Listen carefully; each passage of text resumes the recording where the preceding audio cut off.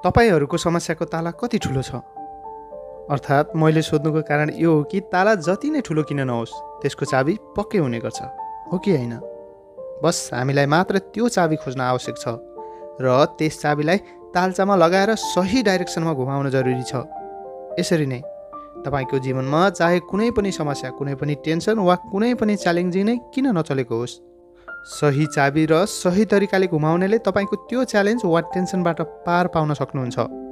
त साथीहरू, यही नै आजको बुक समरीको म्यासेज हुनेछ, जुन बुकको नाम छ make money don't worry, spiritual and practical way to create abundance and more fun in your life. त आउनु साथीहरू, हाम्रो यो लर्निङ जर्नीलाई सुरु गरौँ यो पहिलो च्याप्टरबाट। The journey mile a 1000 mile begin with a single step. चाहे तपाईँको यात्रा जति नै लामो किन नहोस्, सुरुवात सधैँ पहिलो स्टेपबाट नै हुने गर्छ। त्यसपछि मात्र तपाईँको हर स्टेप तपाईँलाई आफ्नो गोलको नजिक लिएर जाने गर्छ। जस्तै मानुस् कि तपाईँ केही नयाँ स्टार्ट गर्न चाहनुहुन्छ, जस्तै कुनै नयाँ बिजनेस वा कुनै किताब लेख्नेको बारे सोच्दै हुनुहुन्छ या कुनै पनि काम। तब यो सामान्य कुरा हो कि जुनै पनि काम गर्दा हामीलाई पहिला केही असम्भव त लागि नै हाल्छ। तपाईँलाई लाग्छ कि म त्यो काम गर्न सक्दिनँ होला, साथै त्यस काममा फेल भयो भने, यस्तै कुराहरू हाम्रो मनमा आउने गर्छ। तब लेखक भन्छ कि यदि तपाईँ सिर्फ बसी यस्तै मात्र सोच्ने, काम भने केही नगर्ने, यदि यस्तो हो भने तपाईँलाई हर चिज असम्भव नै लाग्ने गर्छ। तर के तपाईँलाई थाहा छ, सफलताको सिक्रेट त्योभन्दा कयौँ धेरै सिम्पल छ। भन्नुको मतलब तपाईँ सुरुवात त गर्नुहोस्, पहिलो स्टेप त लिनुहोस्, त्यसपछिको स्टेपलाई तपाईँ आफै लिँदै जानुहुन्छ। अथर भन्छ कि फ्युचरमा के हुन्छ त्यसलाई धेरै नसोच्नुहोस् र पहिला के भएको थियो त्यसलाई पनि फर्केर नहेर्नुहोस्। मतलब बस आजमा फोकस गर्नुहोस्, अर्थात् जो तपाईँको सामुन्ने छ त्यसमा ध्यान दिनुहोस्, एक पटकमा एक स्टेप मात्र लिनुहोस्। यसरी नै तपाईँले यो बाटोलाई अपनाउनु भयो भने तब तपाईँ यो देखेर दङ्ग पर्नुहुन्छ कि बिस्तारै तपाईँले कति धेरै प्रोग्रेस गर्नु भइसक्यो। त्यसैले साथीहरू, तपाईँहरू जे पनि सुरु गर्न चाहनुहुन्छ त्यसलाई आजबाट सुरु गर्नुहोस् र आजमा फोकस गर्नुहोस्, अनि प्रत्येक दिन एक स्टेप लिएर अघि बढ्नुहोस्। अर्थात् तपाईँको सामुन्ने कुन रुकावट छ त्यसको चिन्ता नलिनुहोस्, त्यो कामको हरेक एक स्टेप तपाईँलाई अघि बढ्नमा कन्फिडेन्स दिने गर्छ। चाहे तपाईँ सानो स्टेप नै किन नलिनुहोस्, तर सुरुवात गर्नुहोस्। तब यसैको साथ आउँछ नेक्स्ट च्याप्टर, गिभिङ।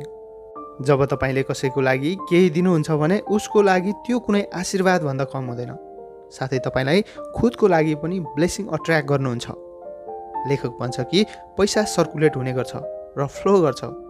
जो व्यक्तिहरू सेल्फिस हुन्छन् र हर चिजलाई सिर्फ आफूसम्ममा मात्र सीमित राख्छन् भने उनीहरूको साथ पैसाको सर्कुलेसन पनि रुक्ने गर्छ। यस्तो गरेर तपाईँ जस्तो कि कुनै पाइपलाई तपाईँ आफै खुद बन्द गर्दै हुनुहुन्छ, जसले गर्दा पैसा फेरि पनि फर्किएर तपाईँको साथ आउन पाउँदैन। अर्थात् पैसाको फ्लो सुरु गर्नको लागि तपाईँभित्र दिनेको ह्याबिट बसाल्नुपर्ने हुन्छ। त्यसैले जे पनि तपाईँको साथमा छ त्यसलाई अरूसँग पनि सेयर गर्नुहोस्। जो पनि व्यक्ति तपाईँलाई कुनै किसिमको सर्भिस दिन्छ भने त्यसको लागि उसलाई आफ्नो खुला हातले पैसा दिनुहोस्, साथै अरूलाई अघि बढ्नमा पनि मद्दत गर्नुहोस्। अर्थात् जसलाई तपाईँबाट सहयोगको आशा थियो उनीहरूको काम आउनुहोस्। जसरी तपाईँ आज अरूलाई सहयोग गर्नुहुन्छ त्यसरी नै भोलि तपाईँलाई अरू कोहीले सहयोग गर्न सक्छ। त्यसैले अथर भन्छ कि सेम यही चिज माया, खुसी, रेस्पेक्ट र सफलतामा पनि एप्लाई हुने गर्छ। अर्थात् जति दिनुहुन्छ त्यति नै पाउनुहुन्छ, मतलब लिनु र दिनु एकै सिक्काको दुई पाटा हो। त्यसैले तपाईँ के चाहनुहुन्छ त्यो पहिला अरूलाई दिने कोसिस गर्नुहोस् र त्यसपछि तपाईँ देख्नुहुन्छ कि त्यही चिज कुनै न कुनै समयपछि तपाईँमा अवश्य फर्किएर आउँछ। The next chapter, learn the magic of non attachment. हामी अक्सर नन अट्याचमेन्टलाई एपेथी यानि कि भावनाको कमी सम्झिने भुल गर्छौँ, तर दुवैमा धेरै फरक छ। एपेथीको मतलब हो तपाईँलाई बिल्कुल त्यसको मतलब छैन, तर नन अट्याचमेन्टको मतलब हो लेट गो यानि कि जान दिनुहोस्। अथर भन्छ कि जब तपाईँलाई नन अट्याचमेन्टको वास्तविक मतलब थाहा हुन्छ तब तपाईँ आफ्नो गोलसम्म पुग्न बेस्ट कोसिस गर्नुहुन्छ। तपाईँ कडा मेहनत गर्नुहुन्छ र त्यसमा फोकस पनि गर्नुहुन्छ, यानि कि तपाईँ ती सबै चिजहरू गर्नुहुन्छ जो सफल हुनको लागि आवश्यक पर्ने गर्छ। तर यस्तैमा तपाईँ यदि असफल हुनुभयो भने पनि तब भन्नुहुनेछ कि केही छैन, म यसलाई फेरि पनि ट्राई गर्नेछु, सब ठिक हुन्छ। खुदमा बढी आशा राख्नु र यो सोच्नु सबै चिज तपाईँको मुताबिक हुनेछ। यसले तपाईँलाई मेन्टली स्ट्रेस दिने गर्छ, अरू केही होइन। तपाईँ धेरै निराश फिल गर्नुहुन्छ। त्यसैले हेर्नुहोस्, फेलियर र रिजेक्सन जो छ त्यो लाइफको पार्ट हो। यो कुरा हामीले एक्सेप्ट गर्नु नै पर्ने हुन्छ। बाँकी सब समयलाई छोडिदिनुहोस्। अर्थात् तपाईँको काम सिर्फ मेहनत र फोकस गर्नु हो, बाँकी सबै समयलाई छोडिदिनुहोस्। भनाइको मतलब तपाईँ सिर्फ आफ्नो काममा फोकस गर्नुहोस् र यदि कुनै गलत हुन्छ भने पनि यसको लागि मेन्टली तयार पनि हुने गर्नुहोस्। Number 3 chapter, yourself that life begins now. हामीमध्ये कयौँ मानिसहरूको विश्वास यो छ कि जो हामी पहिला थियौँ त्यो आज पनि हौँ, र त्यही गल्ती हामीलाई पुरानो बानीले, पुरानो सोचले, पुरानो गल्ती र लिमिटेसनले बाँधेर राख्ने गर्छ। अर्थात् हामीलाई लाग्छ कि यो रिपिट हुन्छ। त्यसै कारणले यदि हामी पास्टमा फेल भएको थियौँ भने हामीलाई लाग्छ कि हामी फ्युचरमा पनि अवश्य फेल हुन्छौँ। तर तपाईँ सोच्नुहोस् त, यो कति लजिकल छ त? अर्थात् तपाईँले कोसिस गर्नुभन्दा अगाडि नै हार मान्नुभयो, जबकि तपाईँलाई आजै र अहिलेबाट सफलतातर्फ कदम अघि बढाउनु थियो। जे जस्तो भयो त्यसलाई बिर्सेर हामीले नयाँ सुरुवात गर्नुपर्ने हुन्छ। साथै लेखक भन्छ कि यो कुरा विश्वास गर्नुहोस्, तपाईँभित्र आफ्नो गोललाई एचिभ गर्ने अनलिमिटेड पावर छ। तपाईँलाई त्यो ग्रेटफुल पावरसम्म पुग्नको लागि एक मात्र चिजले रोकिरहेको छ, त्यो तपाईँको पास्टमा अल्झिनु। त्यसै कारणले सबैभन्दा पहिला आफ्नो पुरानो बानी, पुरानो सोच, पुरानो गल्ती र तपाईँलाई लिमिट गरेर राख्ने हर चिन्ताबाट छुटकारा पाउने कोसिस गर्नुहोस्। यो तपाईँको घाँटीमा लगाएको जन्जिर जस्तो हुन्छ, जसलाई उतारेर फ्याँक्नु नै बुद्धिमानी हुन्छ। तब आज र अहिलेबाट आफ्नो जीवनको एक नयाँ च्याप्टर सुरु गर्नुहोस्। त यसैको साथ सुरु गरौँ अब अर्को chapter, maintain wealth consciousness. Wealth कन्सियसनेसको मतलब हो यो तपाईँलाई पैसाको कुनै चिन्ता नहुनु र यसबारेमा अवेर हुनु कि तपाईँसँग चाहे जति पैसा छ। यस माइन्डसेटको साथ जिउने मानिसलाई थाहा हुन्छ कि पैसा कमाउन उनीहरूको बायाँ हातको खेल हो। अर्थात् उनीहरू यस्तो केही गर्छन् जसले उनीहरूको इन्कम डबल वा ट्रिपल हुने गर्छ र उनीहरू अरू धेरै वेल्थ जेनेरेट गर्नमा पनि सक्षम हुन्छन् र पैसाको टेन्सनबाट मुक्त हुन्छन्। लेखक भन्छ कि बेकारको चिन्ता वा डर हामीलाई फ्री र ह्याप्पी लाइफ जिउनबाट रोक्ने गर्छ। तर तपाईँले यो डर वा चिन्ताको बन्धनलाई तोड्नुपर्ने हुन्छ।